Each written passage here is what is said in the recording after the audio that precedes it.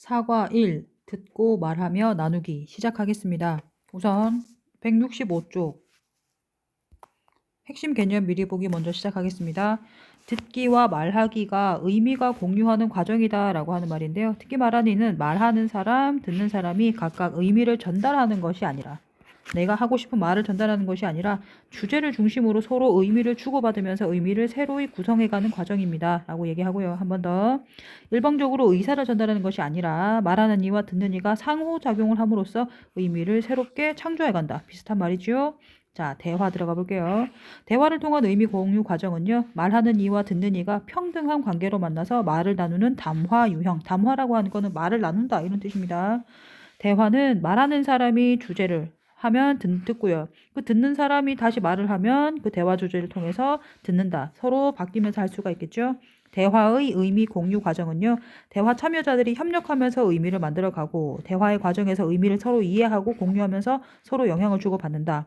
그러면 이렇게 의미 공유를 위한 대화의 태도는 무엇이냐?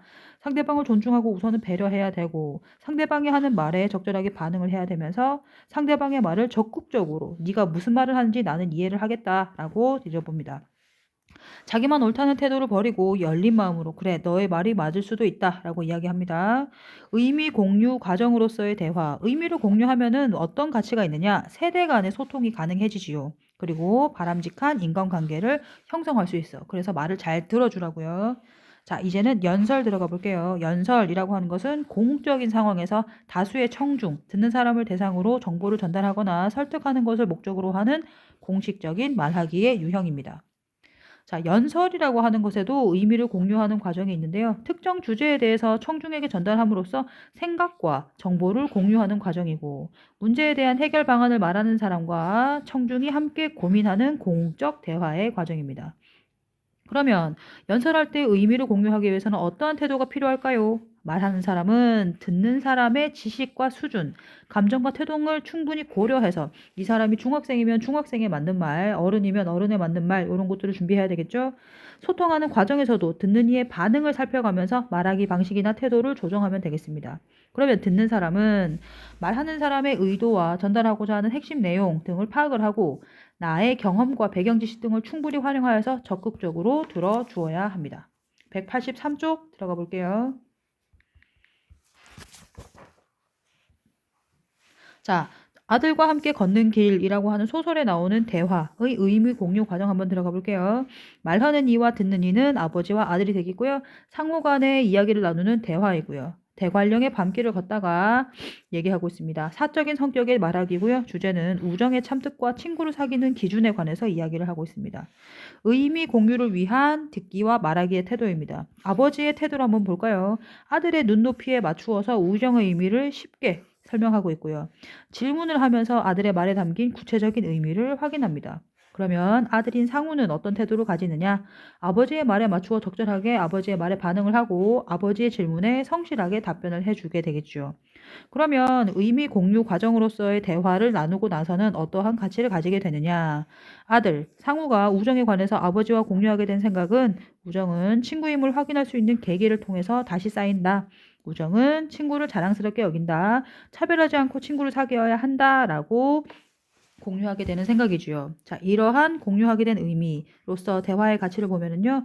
우정에 관한 의미를 공유함으로써 아버지와 아들의 관계가 더욱더 깊어지게 되었다. 연설 들어가 볼게요. 연설인데요. 제목이 세상의 모든 아버지께라는 연설입니다. 말하는 사람은 세번 스즈키라고 하는 캐나다 소녀고요. 듣는 사람은 UN 환경개발회의 참석자들을 비롯한 직접적으로 말하는 사람들 이 사람들이고요. 세상의 모든 어른들에게 이야기하고 있습니다. 장소는 리우고요. 상황은 UN 환경개발회의입니다. 유형, 연설자가 청중에게 일방적으로 이야기를 하는 연설이지요. 그래서 공적인 성격을 가지고 있고요. 주제, 환경을 지키자, 빈곤이 없는 세상을 만들자 두 가지 주제를 이야기하고 있습니다. 자, 말하는 사람은 전 세계 어른들에게 미래 세대를 위하여 빈곤 문제와 환경 문제의 해결에 나서달라고 촉구를 하고 듣는 이들은 어떻게 하느냐? 빈곤 문제와 환경 문제의 심각성에 공감하고 해결 방안을 마련을 위해서 노력하자라고 이야기하고 있습니다. 본문 들어가 볼게요. 166쪽입니다. 대화의 상황이 주로 나오는 것이죠. 그래서 여기가 대관령 길을 내려간다라고 이야기하고 있죠. 그러면서 우정에 관련해서 이야기를 하고 있습니다. 자, 이 활동 제재를 봐주시면은요, 이것은 소설이고요. 교훈적이고 감동적이에요. 우정과 친구를 사귀는 기준에 관해서 이야기를 하고 있는데, 이순원 작가의 자전적인 경험을 바탕으로 아들과 함께 걷는 길이라고 하는 소설의 일부고요. 아들과 아버지가 대관령 밤길을 걸으면서 이야기를 주고받고 있는 형식입니다. 아버지를 이해하는 아들과 아들에게 지혜를 전하는 아버지의 모습을 따뜻하게 그려내어서 여운을 주게 됩니다. 대화의 요소 한번 볼까요? 듣는 사람과 말하는 이 서로 말하고 듣고 말하고 듣고 하니까 아버지와 아들 상호가 되겠죠? 주제는 우정, 아버지 친구와 관련된 우정, 상황은 대관령의 밤길입니다. 아버지와 아들이 대관령 밤길을 걸으면서 아버지 친구들의 일화를 바탕으로 우정이 어떤 것인지 대화해서 얘기 나누고 있지요. 그래서 167쪽 첫 번째 가보면 첫 번째 아저씨가 익현 아저씨라고 돼 있죠. 100년 동안 했어요. 4대에 걸쳐서 100년이 넘는 친구다라고 해서 서로 같이 잘 놀았다라고 하면서 익현 아저씨와의 우정은 집안 간의 여러 세대를 걸쳐 서로의 사정을 헤아리면서 끊임없이 교류를 했던 우정이다라고 합니다. 자, 이 대화 상황에서 의미 공유를 위한 아버지와 상우의 대화 태도는 아버지는 아들이 이해하기 쉽도록 익현 아저씨와의 우정을 구체적으로 설명하고 그리고 질문을 통해 아들의 말에 구체적인 의미를 확인합니다. 상우는 아버지의 말에 반응을 보이고 아버지가 질문을 하면 성실히 대답을 하게 되겠지요. 168쪽입니다. 그 다음 두 번째 아저씨입니다. 성률 아저씨죠. 택시 아저씨인데 택시 운전을 해가지고 강릉까지 태워준 아저씨다라고 해서 아버지에게 돈을 받는 게 아닌다라고 하면서 택시 요금을 안 받았다. 이런 우정은 어떠한 우정이냐? 친구에게 어려운 일이 닥치면 자신의 곤란이나 이익을 생각하지 않고 도와주게 된다라고 합니다. 자, 상우와 아버지에 대해 나타난 의미 공유 과정을 볼까요? 친구에 관한 옛날 이야기와 성률 아버지와 이 일화를 통해서 우정의 참뜻에 대해서 이야기합니다. 그래서 어떤 생각을 공유하게 되었느냐? 진정한 우정이란 친구가 어렵고 힘든 상황에 처했을 때 자신의 곤란이나 이익을 생각하지 않고 도와주는 것이다 라고 하는 거. 밑에는 진정한 친구 이야기 한번 봐주시면 되겠습니다. 169쪽은 세 번째 기한 아저씨 이야기가 들어가는데요. 기한 아저씨는 전기선 달아주고 책상도 손봐주는 아저씨죠. 그죠? 그리고 기한 아저씨가 자신의 친구 중에서 소설가가 있다고 해서 불러냈을 때 아버지가 택시를 타고 가서 기한 아저씨한테 갔죠. 이 기한 아저씨와의 우정은 자신이 잘할 수 있는 일로 신체적인 수고를 아끼지 않고 친구를 도울 수 있게 됩니다. 자, 상우가 말을 하지요. 성률이 아빠도 아빠한텐 참 좋은 친구네요. 아빠한텐 기한이 아저씨도 그렇잖아요. 라고 하면서 상우가 말을 하게 되지요. 그래서 상우가 아버지와 공유하게 된 생각은 아버지와 대화를 나눈 과정에서 성률이 아빠, 기한이 아저씨처럼 어렵고 힘든 상황에서 처했을 때 친구의 일을 자신의 일처럼 도와주는 친구가 진정한 친구다라고 하는 것을 깨닫게 되지요. 아버지와 대화를 통해서 우정과 진정한 친구의 의미를 아버지와 공유하게 됩니다. 170쪽입니다. 자, 대화를 통해서 상우가 우정에 관한 아버지와 공유하게 된 생각 한번 볼까요? 아이고, 여기 아닌데. 자, 공유하게 된 생각은 아버지가 얘기를 하고 있죠. 우정은 친구를 확인할 수 있는 계기를 다시 통해서 커다랗게 쌓인다. 우정은 친구임을 확인할 수 있는 계기를 통해서 커다랗게 다시 쌓이는 것이고요. 차별하지 말자라고 하고 차별하지 않고 친구를 사귀자. 제가 그 사람의 친구인 걸 자랑스럽게 여기는 친구들일 거예요. 그리고 그 친구들을 상호 내가 자랑스럽게 이어져야 하고 하면서 서로 왔다 갔다 하고 있죠. 우정은 친구를 자랑스럽게 여기는 것입니다. 자, 아버지와 아들이 우정에 관련돼서 대화를 하지요. 이러한 우정의 의미 공유를 위해서 상우와 상우 아버지의 대화 태도는 상대방의 말을 적극적으로 듣고 있고 상대방을 존중하고 배려하는 태도로 말하고 상대방이 하는 말에 맞추어서 적절하게 반응하고 있습니다. 자, 172쪽 가보시면은요, 의미 공유를 위한 바람직한 대화의 태도, 여기 한번 읽어봐 주시면 되겠죠?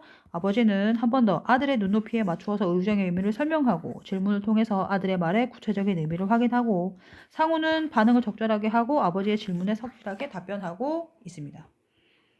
172쪽입니다. 여기에서도 여기 읽어주셔야 돼요. 이 뒷부분 요것도 봐주셔야 되겠고요. 책으로 보고 읽어보고 의미 공유 과정으로서의 대화의 가치. 대화를 통해서 상우가 우정에 관해서 아버지와 공유하게 됐죠. 우정은 친구임을 확인할 수 있는 계기를 통해서 다시 커다랗게 쌓이는 것이다. 친구를 사귈 때는 차별하면 안 된다. 우정은 친구를 자랑스럽게 여기는 것이다. 이런 생각을 같이 공유하게 됐는데 이렇게 대화는요. 세대 간의 소통이 가능해지게 바람직한 인간관계를 형성할 수 있게 만들어 줍니다. 연설 들어가 볼까요? 연설의 대상은 세상의 모든 어버이께라고 하면서 세상의 모든 어른한테 얘기하는 세 번 스즈키의 이야기입니다. 자, 이것은 연설문이 되겠고요. 논리적이고 설득적이죠. 환경 문제와 빈곤 문제에 관해서 얘기하면서 지구의 환경을 지키고 전쟁과 빈곤이 없는 세상을 만들기를 바란다라고 합니다. 격식을 갖춘 정중한 말투, 연설의 대상을 세상의 모든 어버이로 설정하고 말하고 있고요. 자, 구체적인 사례를 들어서 호소력 있게 제시하고 있고 환경 문제, 빈곤 문제를 나열식으로 제시하고 있습니다. 그래서 여기서 나열된 환경 문제는 오존 중에 구멍이 났어요. 물고기를 잡았는데 암에 걸렸어요. 멸종되는 동식물이 있어요. 라고 이야기하고 있죠. 174쪽 가볼까요? 다시 숲의 사막화, 쓰레기의 과도한 배출도 환경 문제의 예가 되겠죠. 자, 이 연설에서 말하는 사람은 지정이 되어 있죠. 셰번 스즈키라고 해서 에코의 대표이고요. 듣는 사람은 직접적인 대상은 지금 리우 환경회의지요. 그래서 정부 대표, 기업가, 기자, 정치자, 유엔 환경개발회의 참석자들을 이야기하고요. 간접적인 대상은 제목에 나오는 세상의 모든 어버이, 특히 선진국의 어른들에 관해서 이야기하고 있습니다. 175쪽 가보시면은요, 이제 빈곤 문제 들어가죠. 부유한 나라 사람들이 가난한 나라의 사람들에게 자원을 나누어 주려 하지 않는다. 그래서 빈곤으로 굶어 죽어가는 어린이들이 많다라고 하는 문제를 제시하고 있습니다.